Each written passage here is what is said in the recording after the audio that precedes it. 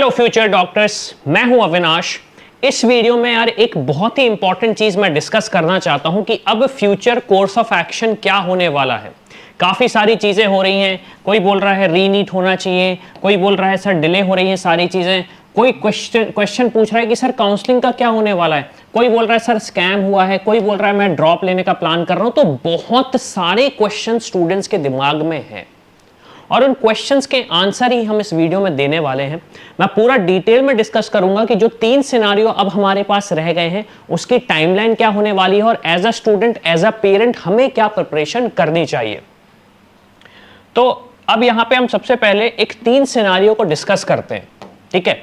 और please properly समझो, कोई भी समझ में नहीं आती चीजें जो भी आप चाहते हो कमेंट बॉक्स में बताओ, ताकि जो भी पब्लिक डोमेन में चीजें हैं वो एटलीस्ट नोटिस तो रहे कि हाँ स्टूडेंट्स ने ये चीज मांगी थी।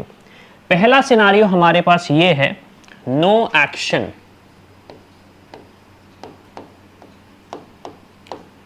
कि भाई कुछ होता ही नहीं है, जैसे चीजें चलती थी वैसी ही चल रही हैं, सारा नॉर्मल प्रोसेस होगा, ठीक है। एक दूसरा प्रोसेस आ रहा है फिर रीनीट का।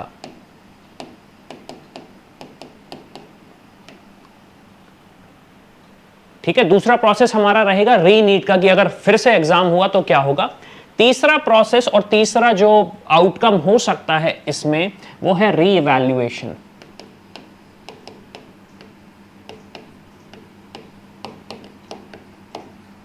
वो हो सकता है कि भाई रीइवैल्यूएशन होगा इन चीजों में, और इन तीनों में बहुत सारी चीजें डिफरेंट हो जाएंगी। तो हम वो सारा समझेंगे कि एग्जैक्टली क्या होने वाला है और हमें एज अ स्टूडेंट, हमें एज अ पेरेंट क्या करना है। क्योंकि देखो एक चीज याद रखना, काउंसलिंग तो होगी, काउंसलिंग तो होगी। उसका कारण ये है लगभग 1,09,000 डॉक्टर्स की सीट्स हैं जो कि इस साल वेकेंट हैं, जिसके लिए नीट 2024 हुआ था। एक सीट आपकी भी है इसमें। अगर इस साल वो काउंसलिंग प्रोसेस नहीं होती, सारी चीजें नहीं होती, तो 1,09,000 डॉक्टर्स कम आएंगे हमारे इस कंट्री में। तो ये चीज तो पॉसिबल नहीं होने वाली। तो मतलब ये जो स्टूडेंट सोच रहे हैं कि सर काउंसलिंग नहीं होगी इस साल, ऐसा नहीं है, काउंसलिंग तो होगी। इसके लिए आपको प्रिपेयर्ड रहना पड़ेगा, इसके लिए आपको प्रिपेयर्ड रहना पड़ेगा। अब सबसे पहली चीज हम डिस्कस करते हैं कि कोई एक्शन ही नहीं हो रहा, कोई एक्शन ही नहीं लिया जा रहा है। तो क्या होगा, बाय जुलाई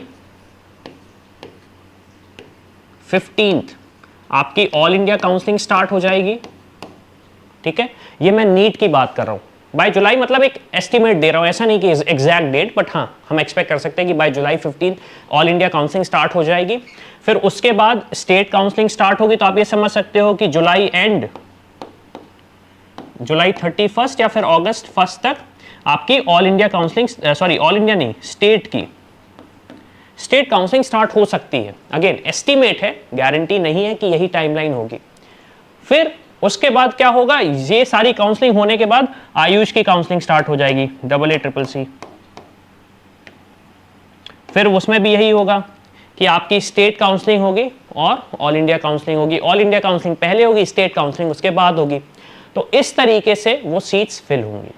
एक तो सिनारियो हमारे पास ये है कि जहां पे कोई एक्शन नहीं लिया जाता, एनटीए को पूरा व्हाइट चिट मिल जाती है, क्लीन चिट मिल जाती है कि भाई सारी चीजें फेयर हुई थी, सारी चीजें अच्छे से हुई थी, कोई दिक्कत नहीं हमें।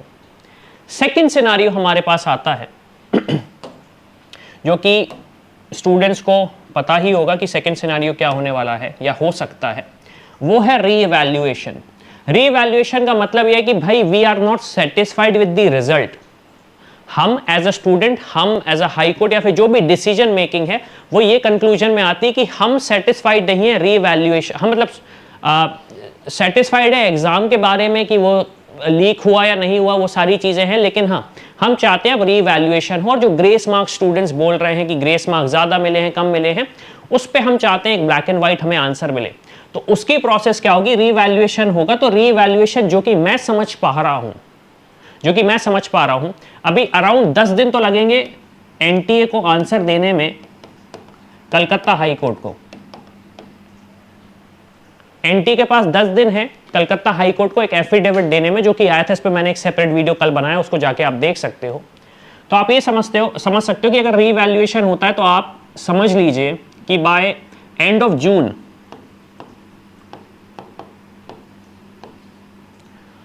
आपका रीवैल्यूएशन का रिजल्ट आ जाता है। अगेन मैं एक छोटा टाइमलाइन ले रहा हूं, बड़ी टाइमलाइन हो सकती है, ठीक है। बाय जून 30 आपका रीवैल्यूएशन का रिजल्ट आ जाता है। उसके बाद अब अगेन दो सिचुएशन होती है, स्टूडेंट सेटिस्फाइड है या नहीं है। अब इस पे मैं नहीं जाऊंगा कि यार सेटिस्फाइड है या नहीं सेटिस्फाइड है, क्योंकि उस पर एक अलग टाइमलाइन बन जाएगी, तो उससे मैं हटा देता हूं। मैं अज्यूम करता हूं कि रीवैल्यूएशन जो होगा वो सारा फेयर होगा और स्टूडेंट सारे के सारे सेटिस्फाइड रहेंगे, जैसे कि पिछले साल ऐसा होता आ रहा है। तो क्या होगा आपका एक महीने बाद, मतलब ये समझ सकते हो आप जुलाई 30 या 31 तक आपकी काउंसलिंग प्रोसेस स्टार्ट हो जाएगी ऑल इंडिया की। फिर उसके बाद स्टेट काउंसलिंग स्टार्ट होगी। फिर उसके बाद आपकी आयुष की भी ऐसे होगी ऑल इंडिया काउंसलिंग और फिर स्टेट काउंसलिंग। अब देखो टाइमलाइन तो मैं अगर एक छोटा सा टाइमलाइन दूं तो वो वैसा ही रहेगा जैसा यहां पे रहेगा, क्योंकि देखो हम अल्टीमेटली इसी पॉइंट पे आ रहे हैं, इसी पॉइंट पे आ रहे हैं। तो ज्यादा से ज्यादा आप गैप जो समझना चाह रहे हो वो गैप आप समझ सकते हो कि 30 डेज का रहेगा। और एमबीबीएस बीडीएस की जो काउंसलिंग होगी और जो आयुष की काउंसलिंग होगी वो सेपरेट होगी, लेकिन जो स्टेट और ऑल इंडिया की काउंसलिंग होती है वो ऑलमोस्ट ओवरलैप होती है, पैरेलल चलती है। ऑलमोस्ट नहीं, लेकिन हाँ बहुत कुछ पैरेलल चलती है। तो at the end of the day आपको एक जो कॉलेज अलॉट होना है, at the end of the day जो आपको कॉलेज अलॉट होना है वो आपको, आप मोटा मोटा ये मान सकते हैं अक्टूबर 31 तक आपको कॉलेज मिल जाएगा मैक्सिमम। मैं डिस्कस कर रहा हूं, अगेन अब थोड़े से चेंजेस हो सकते हैं काउंसलिंग प्रोसेस में, तो मैं उसका आइडिया नहीं दे सकता हूं, लेकिन मैं अज्यूम कर रहा हूं कि बाय अक्टूबर 31 तक आपको एक सीट अलॉट हो जाएगी। बाय अक्टूबर 31 तक आपको सीट अलॉट हो जाएगी, looking at the various factors. अब एक जो सिचुएशन आती है वो है कि भाई रीनीट होना चाहिए, हम सेटिस्फाइड नहीं हैं, पेपर लीक हुआ था, कोर्ट में वो केस गया, प्रूव हो गया, या फिर जो भी सिचुएशन है जिस बेसिस पे हुआ, यहां पे आ गया कि रीनीट का एग्जाम होगा। अब अभी आपको एक चीज समझनी पड़ेगी, टाइमलाइन क्या बोलती है। टाइमलाइन ये बोल रही है 10 दिन तो एनटीए को है जिसमें उन्हें देना है हाई कोर्ट को, सॉरी कलकत्ता हाई कोर्ट को रिस्पॉन्स देना है, ठीक है। और मैं देख रहा हूं काफी सारे स्टूडेंट्स आरटीआई फिल कर रहे हैं, काफी सारे यूट्यूबर्स लीगल नोटिस भेज रहे हैं एनटीए को, तो ये थोड़ा सा लंबा प्रोसेस हो सकता है। अगेन मैं स्पेकुलेशन नहीं लगा रहा हूं, क्यों, क्योंकि मेरा बैकग्राउंड लॉ से नहीं है, तो मैं इस पर कोई डिस्कस नहीं कर सकता। अब यहां पे होता है कि भाई रीनीट का एग्जाम होगा, तो रीनीट का एग्जाम ऐसा नहीं है कि वो चुटकी बजा के स्टार्ट हो जाएगा। उसके लिए एनटीए को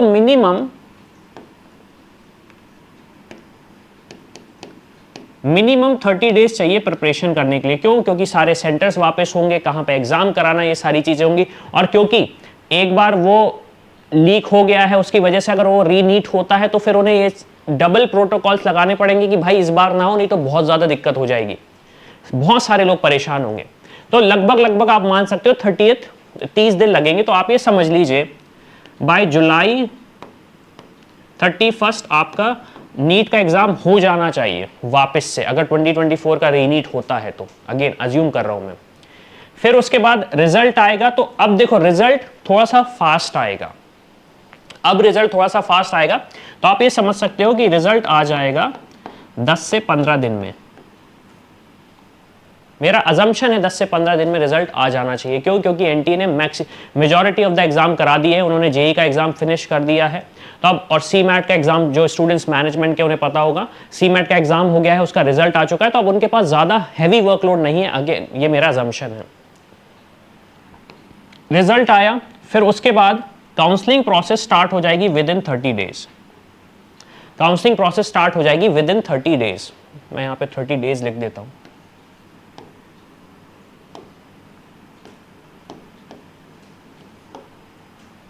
दस से 15 दिन में रिजल्ट आ जाएगा, 30 दिन में काउंसलिंग प्रोसेस स्टार्ट हो जाएगी। और काउंसलिंग प्रोसेस भी वही रहेगी, पहले ऑल इंडिया काउंसलिंग होगी एमबीबीएस की, और फिर उसके बाद स्टेट काउंसलिंग होगी, और उसके बाद फिर आपके आयुष के कोर्सेज होंगे, जैसे कि मतलब AA,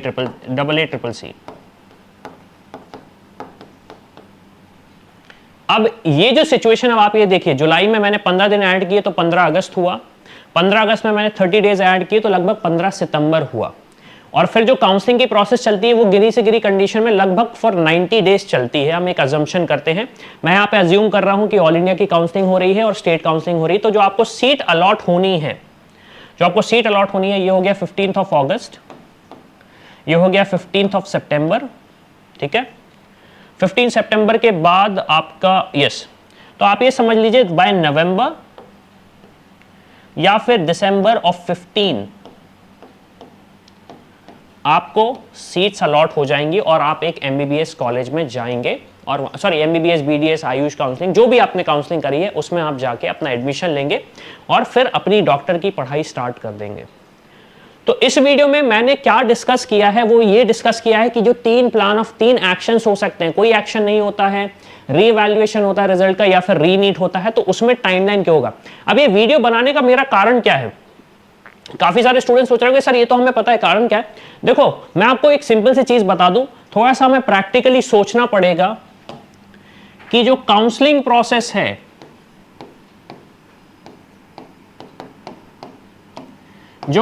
प्रोसेस है, वो तो होगी ही at any cost, counselling process होगी ही। रीजन उसका ये है, हमारे यहां एट प्रेजेंट अगर बात करें लगभग 1,09,000 सीट्स हैं, और ये सीट्स इस साल अगर खाली रह गई तो लगभग 1 लाख डॉक्टर इंडिया में कम हो जाएंगे बाय 29-30, जब आप ग्रेजुएट, मतलब जब आप अपनी डिग्री लेके बाहर आएंगे और डॉक्टर की प्रैक्टिस करना स्टार्ट करेंगे। तो ये एक बहुत बड़ी चीज होगी, और ऑब्वियस सी बात है we as a nation are not prepared for this. Personally अगर मैं भी बात करूं तो मुझे भी जब कुछ दिक्कत होती तो मैं सबसे पहले किसे ढूंढता हूं, डॉक्टर को ढूंढता हूं। तो ये चीज हमें समझनी पड़ेगी कि काउंसलिंग प्रोसेस तो होगी ही। तो अब हमें क्या सोचना है, अगेन आपके पास 2 ऑप्शंस हैं। पहले तो अगर आप स्टडी करना चाहते हो तो स्टडी करते रहिए, ठीक है। अगर स्टडी करना चाहते हो तो स्टडीज को कंटिन्यू रखिए, या फिर उसके बाद अगर आप सोचते हो तो आपको फिर काउंसलिंग की प्रिपरेशन कर लेना चाहिए। अब काउंसलिंग का भी मैं बता दूं थोड़ा सा, अगर आप देख ही रहे हो तो एक तो ऑल इंडिया की काउंसलिंग होगी, फिर स्टेट की काउंसलिंग होगी। तो ये चीज़ आपको समझनी पड़ेगी कि आपको प्रोसेस तो फॉलो करना पड़ेगा। और इसमें अगर आपको हेल्प चाहिए तो हमारे काफ़ी सारे टूल्स हैं काउंसलिंग के, जिनको आप जाके यूज़ कर सकते हो। काफ़ी सारे टूल्स स्टेट लेवल पे भी रेडी हैं हमारे, काफ़ी सारे टूल्स हमारे ऑल इंडिया लेवल पे भी रेडी हैं, तो उनको जाके आप यूज़ कर सकते हो। लिंक आपको डिस्क्रिप्शन में मिल जाएगा। इस वीडियो में मैं इन टूल्स के बारे में एक्सप्लेन नहीं कर रहा हूं, लेकिन मैं आपको बता रहा हूं कि अगर आप चाहें तो इन्हें यूज़ कर सकते हैं। क्यों? क्योंकि काउंसलिंग प्रोसेस तो होगी और हमें थोड़ा सा मेच्योरिटी दिखाना पड़ेगा। हमें ये समझना पड़ेगा कि जो स्टूडेंट्स बोल रहे हैं सर मैं तो अब नेक्स्ट ईयर ही एडमिशन लूंगा क्योंकि इस साल काउंसलिंग नहीं होगी, मैंने कमेंट्स पढ़े हैं, ऐसा नहीं होने वाला है। तो यार होपफुली आपको सारी की सारी इंफॉर्मेशन मिली हो। एक बार मैं अगर कंक्लूड करूं तो कंक्लूजन तो ये है कि भाई नवंबर 15 तक मैक्सिमम टू मैक्सिमम आप डॉक्टर तो बनने वाले हो। नवंबर 15 या दिसंबर 15 2024 में आप डॉक्टर तो बनने वाले हो। तो प्रिपरेशन इस तरीके से करो। तीनों सिनारियोज मैंने डिस्कस कर लिए हैं। अब आप क्या चाहते हो? मैं चाहता हूं जो स्टूडेंट्स अभी तक देख रहे हैं इस वीडियो को, आप क्या चाहते हो प्लीज कमेंट में बताओ। क्या आप चाहते हो रीनीट हो, रीवैल्यूएशन हो, या फिर आप चाहते हो कि कोई एक्शन ना हो? ये चीज मैं जानना चाहूंगा। क्यों? क्योंकि देखो क्या हो रहा है, अभी काफी सारे लोग मॉनिटर कर रहे हैं पब्लिक डोमेन में जो कमेंट्स भी आ रहे हैं, तो आप अपनी आवाज यहां पे भी बुलंद कर सकते हो। तो यार इसी के साथ मैं हूं अविनाश, मेरा काम है रास्ता दिखाना, लेकिन उस पे अब आपको चलना पड़ेगा क्योंकि डॉक्टर आपको बनना है। I hope you like this video. For more such videos, keep watching our channel. And do not forget to like, share and